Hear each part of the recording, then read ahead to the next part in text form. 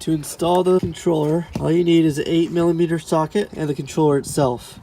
Now, if you have an E93, a convertible, this is going to be more difficult because over here, there's a whole bunch of stuff you have to pull off in order to get access to the flap controller. With E90s and E92s, all you have to do is pop off this panel in order to get access to the controller. Now, I'm going to push this out of the way so you can see a little better.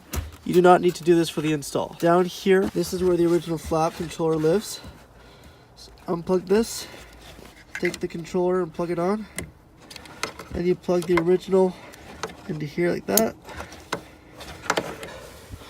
So right here we have a taillight bolt there. Going to loosen that off. I've already loosened it. That's 8mm.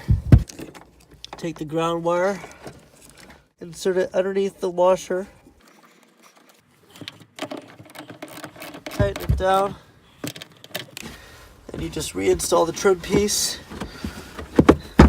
and you're done.